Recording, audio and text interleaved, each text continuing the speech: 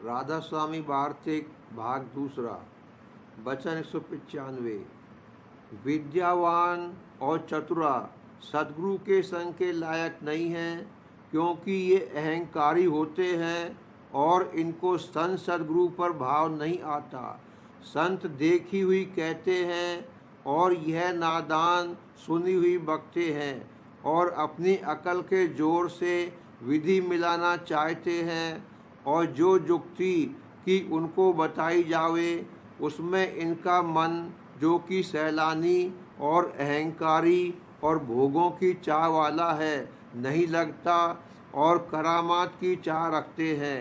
और करामात दिखाने की संतों की मौज नहीं है, क्योंकि जो प्रीत करामात के जोर से होवेगी उसका कुछ भरोसा नहीं है।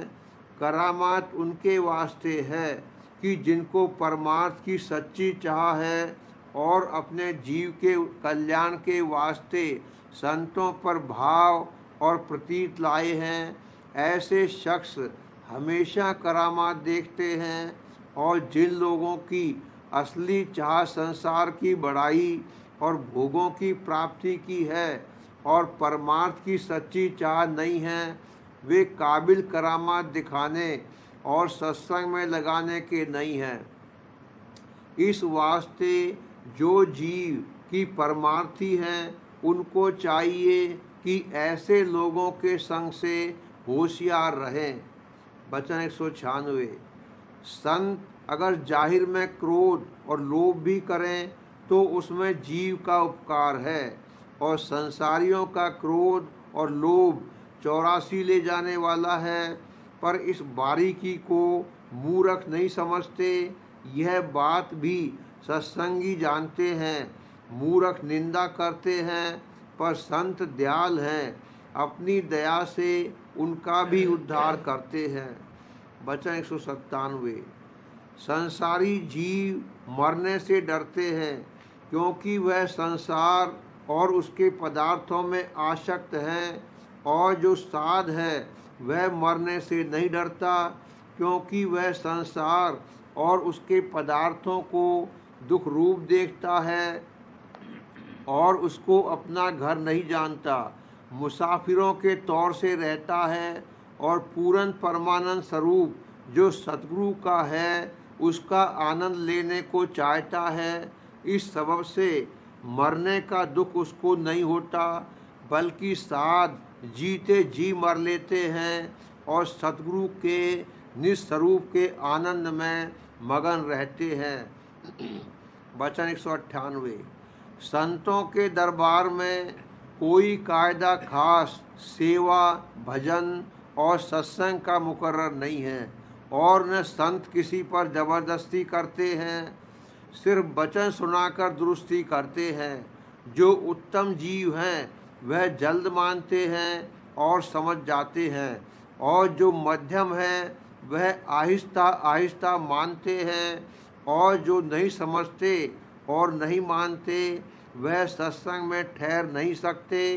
पर सत्संगियों को मुनासिब है कि किसी से ईर्ष्या न करें और न यह इरादा करें कि या तो हमारे अनुसार हर कोई बरते और नहीं तो चला जावे, क्योंकि चले जाने में उसका नुकसान है और सत्संगी का कुछ फायदा नहीं। और जो वह सत्संग में पड़ा रहा तो एक रोज समझते समझते समझ जावेगा, और फिर सबके अनुसार बरतने भी लगेगा। वचन 199।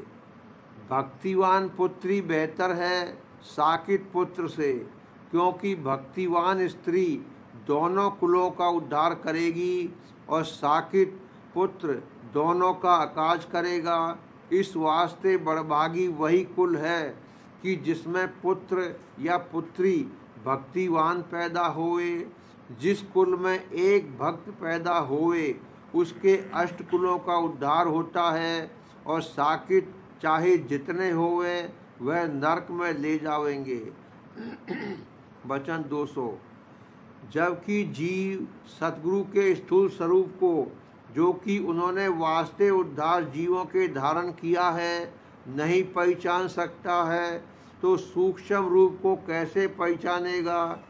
सो सिवाय गुरुमुख के और किसी को पूरी पहचान नहीं आवेगी। जैसे पारस के संग जब लोहा मिलता है सोना हो जाता है, पर और कोई धातु सोना नहीं हो सकती। और जीवों का यह हाल है कि गुरुमुख होना तो चाहते हैं, पर गुरु भक्ति जैसी कि चाहिए नहीं करते। इस वास्ते चाहिए कि सतगुरु वक्त की भली प्रकार भक्ति करें, तो आहिस्ता आहिस्ता गुरुमुख बन जावेंगे।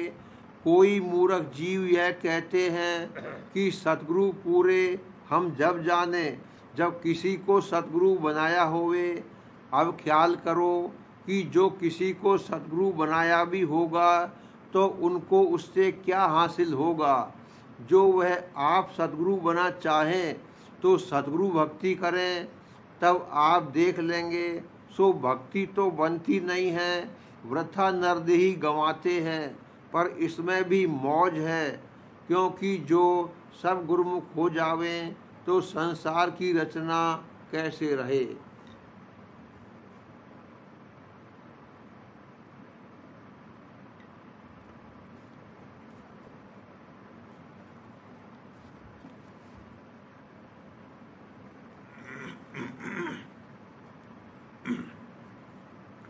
प्रेम पत्र राधा स्वामी, दूसरा भाग, सिलसिला वचन 15, राधा स्वामी मत संदेश। इन लोगों ने सिर्फ माया के पदार्थों के भोग विलास को अपना आनंद और सरूर समझा है और जीवों की अपनी ताकत के मुआफिक मदद करना उपकार समझा है।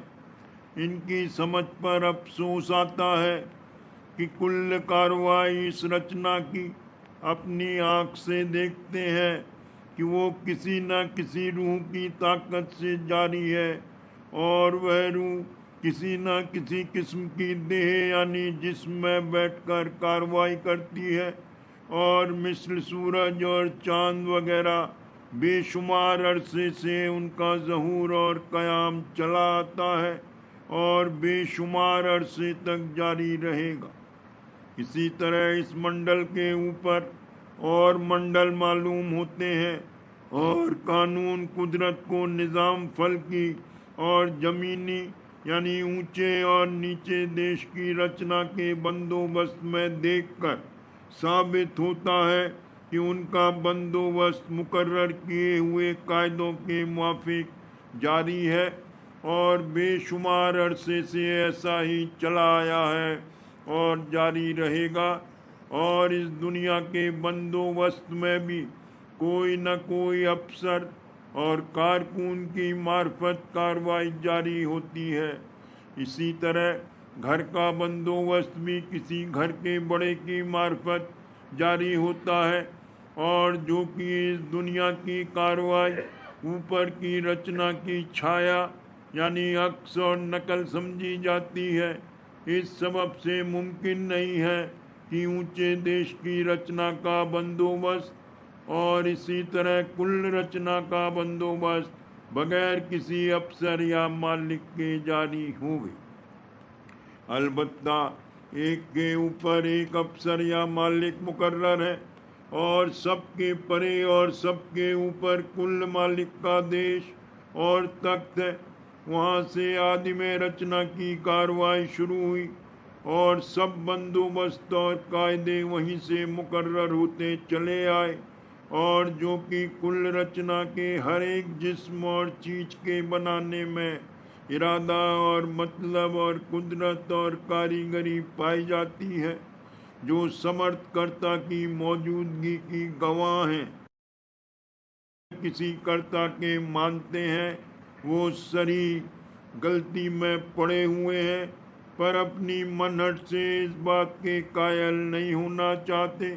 सो इसका फल उनको वक्त सख्त तकलीफ के इस जिंदगी में या वक्त छोड़ने इस देह के मालूम पड़ेगा। बहुत से मामले तस्दीक किए हुए ऐसे हैं कि जहाँ एक शख्स ने पैदा होकर अपने पिछले जन्म का हाल बयान किया और जो उसके कलाम की तस्दीक उसके पिछले जन्म की सकूनत रहने की जगह से की गई तो सब बातें दुरुस्त निकली। फिर जो ये लोग रूह सूरत का मरते वक्त अभाव मानते हैं, निहायत गलती करते हैं। ज़्यादा इस मामले को यहाँ तूल करना मुनासिब नहीं। जिस कदर लिखा गया है उसी कदर समझवार सत्संगी खोजी के वास्ते काफ़ी है। और जो लोग वाद विवाद करें वो किसी दलील से कायल नहीं होवेंगे, उनसे बातचीत करना फिजूल है। समाजों की परमार्थी कार्रवाई। जो समाज जहाँ तहाँ आजकल जारी हैं, उनके आचार विद्यावान और बुद्धिवान हुए। उन्होंने हालत इस वक्त के जीवों की देखकर कि खान पान और आज़ादगी की ख्वाहिश से अपने मत को छोड़कर गैर मत में शामिल होते चले जाते हैं या इरादा शामिल होने का रखते हैं। इस सबब से मुनासिब और मसलहत वक्त समझकर करीब करीब वेदांत शास्त्र के कायदे और उसूल के मुआफिक नया मत खड़ा किया कि उसमें हर तरह की आज़ादगी खान पान वगैरह और शादी व्यवहार की मिसल ईसाई मत वालों के जीवों को दे दी, और जो ज़ाहिरी रसूम की पुराने वक्तों से जारी हैं और उनको लोग अपने मज़हब का एक अंग समझते हैं, और उनके जारी रहने में इस जमाने में सिवाय हर्ज और तकलीफ़ के कोई ख़ास दुनियावी या परमार्थी फ़ायदा नज़र नहीं आता, उनकी कैद छुड़ा दी और एक मालिक का, जिसको मुताबिक वेदांत शास्त्र के ब्रह्म कहते हैं, इष्ट बंधवा कर उसकी स्तुति और महिमा और शुक्राने के भजन या बानी का पढ़ना या गाना जारी किया, और नकल यानी मूर्ति वगैरह बनाकर पूजा करने को मना और निषेध किया, और तीर्थ व्रत और अवतार और देवताओं की पूजा मूर्तियां बनाकर जो कसरत से जारी थी मौकूफ़ कर दी, और जो कोई ज़्यादा शौक़ वाले मालूम हुए उनको वास्ते प्राणायाम यानी अष्टांग योग के अभ्यास करने की हिदायत की। लेकिन जो कि ये अभ्यास निहायत कठिन और उसकी संयम भी बहुत कठिन है, इसका सच्चा अभ्यासी उनके बीड़े में जाहिरा कोई नज़र नहीं आता, और कोई कोई ब्रह्म को आकाशवत व्यापक मानकर उसका ध्यान आंख बंद करके या खुली आँखों से बगैर मुकर्रर करने किसी खास मुकाम के अंतर या बाहर में करते हैं। इस अभ्यास से थोड़ी सफाई होती है, और जो कोई प्रेम सहित वाणी का पाठ करते हैं या भजन गाते हैं तो वो भी उस वक्त किसी कदर अपने मन में गदगद होकर प्रेम की हालत में थोड़ी देर के वास्ते भर जाते हैं, मगर वो हालत ज़्यादा ठहराव नहीं होती, और न उसकी तरक्की सिर्फ इसी कदर कार्रवाई से मुमकिन है। इन समाजों में सिर्फ इसी कदर साधन वास्ते प्राप्ति मुक्ति के जारी हैं। ये सब कुल और सच्चे मालिक के भेद और अंतर में मन और सूरत के चढ़ाने के अभ्यास से बिल्कुल बेखबर है, और इस सबब से उन जीवों का जो इन समाजों में शामिल हैं सच्चा उद्धार, बल्कि किसी ऊंचे दर्जे का भी उद्धार या मुक्ति मुमकिन नहीं है। बहुत से लोग तो इन समाजों में सिर्फ नामवरी और दुनिया की कार्रवाई या आज़ादी के हासिल करने के लिए शामिल होते हैं, और असल में परमार्थ की चाह उनके दिल में बिल्कुल नहीं मालूम होती है। एक नुक्स कसर इन समाजों में और भी है कि वे गुरु की ज़रूरत नहीं समझते और न पूरे गुरु का खोज करते हैं। सबब इसका ये है कि इनके मत में भेद और अभ्यास नहीं है, और इसी सबब से इनको ज़रूरत पूरे गुरु की मदद की नहीं होती, क्योंकि इनके मत में सिर्फ किताबों का पढ़ना और पढ़ाना या भजन वगैरह का गाना जारी है, और इनकी किताबों में भेद, रास्ते या तरकीब, अभ्यास, अंदरूनी अंतरी का कोई जिक्र नहीं है, और जिसके वास्ते ज़रूरत दरियाफ्त की भेदी और अभ्यासी से होवे, बल्कि उनमें तारीखी ऐतिहासिक हाल या महिमा और सिफत मालिक की या मसले इल्मी और अकली या हाल तत्वों और गुणों का जो स्थूल रचना की कार्रवाई कर रहे हैं दर्ज है। इस सबब से जिस किसी ने थोड़ी बहुत रस्मी विद्या हासिल की है, वो भी इन किताबों को पढ़कर उनका मतलब अपनी समझ के मुआफिक समझ सकता है। ये लोग भेदी और अभ्यासी गुरु की कदर नहीं जानते हैं, क्योंकि इनको अपने जीव के सच्चे उद्धार और अपने मालिक से मिलने की ख्वाहिश बिल्कुल नहीं है।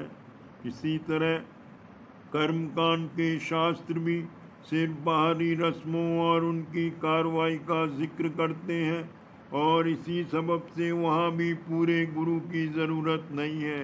सिर्फ विद्यावान गुरु जो होम और यज्ञ वगैरह और जन्म मरण और दूसरे समय के कर्म किताबों को पढ़कर कराते हैं, और जिनको वे आचार्य कहते हैं, काफ़ी समझा जाता है। और जो लोग आप थोड़ा बहुत संस्कृत जवान से वाकफियत रखते हैं, वे आप सब कार्रवाई किताबों को देखकर कर सकते हैं। ये लोग भी यानी कर्मकांडी पूरे गुरु की कदर नहीं जानते, और न इनके मन में खोज सच्चे परमात्मा का है।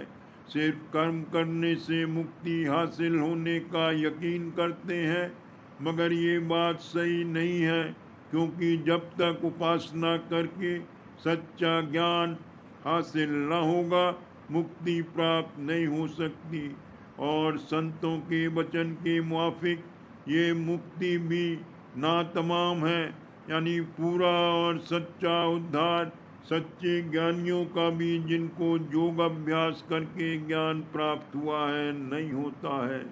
जब तक कि संत मत के मुआफिक अभ्यास करके पार ब्रह्म पद के पार संत देश में न जावें, फिर कर्मकांडी और बाहर मुख उपासना मूर्ति वगैरह की करने वालों को सच्ची मुक्ति किस तरह हासिल हो सकती।